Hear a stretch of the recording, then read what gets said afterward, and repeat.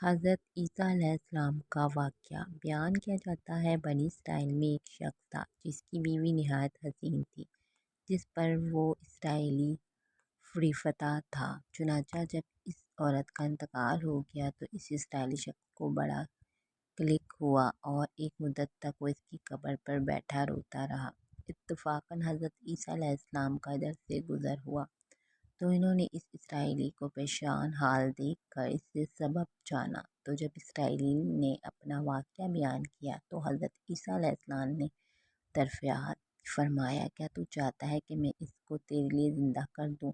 اس نے عرض کیا کہ ہاں حضور، میں یہی چاہتا ہوں۔ چنانچہ حضرت عیسیٰ علیہ السلام نے اس قبر کے مردے کو آواز دی تو قبر سے ایک حبشی غلام، جس کے ناک کے نتنوں اور آنکھوں اور جسم کے دوسرے سوراخوں سے آگ کی لپیٹیں اٹھ رہی تھیں، حضرت عیسیٰ علیہ السلام کو دیکھتے غلام نے کلمہ پڑھا، لا الہ الا اللہ عیسیٰ روح اللہ۔ اسرائیل نے یہ دیکھ کر عرض کیا، حضور مجھ سے غلطی ہو گئی، میری بیوی کی قبر تو دوسری ہے۔ یہ سن کر حضرت عیسیٰ علیہ السلام نے حبشی کو حکم دیا کہ تم اپنی قبر میں واپس ہو جا۔ چنانچہ وہ مردہ ہو کر گر گیا، اس کی قبر کو مٹی سے چھپا دیا گیا۔ پھر حضرت عیسیٰ علیہ السلام نے دوسری قبر کی جانب توجہ فرمایا اور حکم دیا کہ اے صاحب قبر، اللہ کے حکم سے زندہ ہو جا۔ چنانچہ قبر پھٹی اور اس سے ایک عورت سر سے گرد جھاڑتی ہوئی باہر آ گئی، جس کو دیکھ کر اسرائیلی بولا کہ یا روح اللہ، میری بیوی یہی ہے۔ پھر حضرت عیسیٰ علیہ السلام کے حکم سے وہ اسرائیلی اپنی بیوی کو ہمراہ لے کے واپس ہونے لگا، مگر عرصے سے جگا ہوا تھا، اس لیے اس پر نیند کا غلبہ ہو گیا۔ اس نے بیوی سے کہا، تیری قبر پر کروزردی اور بیداری نے مجھے ہلاک کر دیا ہے، اس لیے میں چاہتا ہوں کہ کچھ دیر آرام کر لوں۔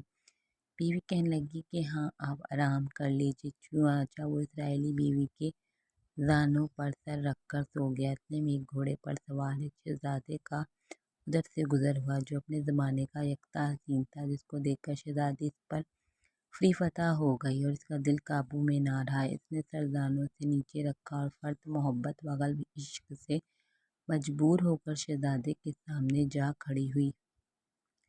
ادھر جیسے ہی شہزادے کی نظر اس پر پڑی تو وہ بھی اس کو دیکھ کر اس پر فریفتہ ہو گیا اور اس عورت کی خواہش پر اس کو اپنے گھوڑے پر بٹھا کر لے گیا۔ چنانچہ اس کے شوہر نے بیدار ہو کر جب اپنی بیوی کو نہ پایا تو نہایت پریشان ہوا، اس کے ملنے کی تدبیر سوچنے لگا۔ سوچتے سوچتے آخر اس نے نشانہ قدم پر چل کر اپنی بیوی کو تلاش کر لیا، جو شہزادے کے پاس پہنچ چکی تھی، جس کو دیکھ کر اسرائیلی نے شہزادے سے عرض کیا کہ یہ میری بیوی ہے، آپ اس کو چھوڑ دیجیے۔ ابھی شہزادہ کچھ کہنے بھی نہ پایا تھا کہ اس عورت نے کہا، میں تیری بیوی نہیں بلکہ شہزادے کی لونڈی ہوں۔ یہ سن کر شہزادہ اسرائیلی سے کہنے لگا، مجھ سے میری لونڈی کو لینا چاہتے ہو؟ اس نے کہا، خدا کی قسم کہ میری بیوی ہے، جس کو میرے سردار حضرت عیسیٰ علیہ السلام نے مرنے کے بعد میرے لیے زندہ کیا ہے۔ ابھی یہ گفتگو ہو رہی تھی کہ اتفاقاً حضرت عیسیٰ علیہ السلام وہاں تشریف لے آئے، جن کو دیکھ کر اسرائیلی کہنے لگا، یا روح اللہ، کیا یہ میری وہ بیوی نہیں ہے جس کو آپ نے میرے لیے زندہ کیا ہے؟ حضرت عیسیٰ علیہ السلام نے فرمایا کہ ہاں یہ وہی ہے۔ یہ سن کر عورت کہنے لگی، یا روح اللہ، یہ شخص جھوٹا ہے، میں شہزادے کی لونڈی ہوں۔ حضرت عیسیٰ علیہ السلام نے فرمایا، کیا تو وہ عورت نہیں جس کو میں نے اللہ کے حکم سے زندہ کیا ہے؟ عورت نے کہا، یا روح اللہ، باخدا میں وہ نہیں ہوں۔ اس کے بعد حضرت عیسیٰ علیہ السلام نے فرمایا، جو جان خدا کے حکم سے میں نے تجھے دی ہے، اس کو واپس کر دے۔ یہ سنتے ہی وہ عورت پھر مردہ ہو کر گر پڑی۔ پھر حضرت عیسیٰ علیہ السلام فرمانے لگے، جو شخص ایسے آدمی کو دیکھنا چاہے جو کافر مرا تھا اور زندہ ہو کر ایمان لایا تو وہ اس حبشی غلام کو دیکھ لے، اور جو کوئی ایسے شخص کو دیکھنا چاہے جو مومن مرا تھا، پھر اللہ نے اس کو زندہ کیا اور کافر ہو کر حالت کفر میں مر گیا تو وہ اس عورت کو دیکھ لے۔ اس واقعے کو دیکھ کر اسرائیلی نے قسم کھائی کہ اب کبھی نکاح نہ کروں گا، اور میدانوں کی طرف نکل گیا، جہاں اللہ تعالیٰ کی عبادت میں مصروف رہ کر اسے موت آ گئی۔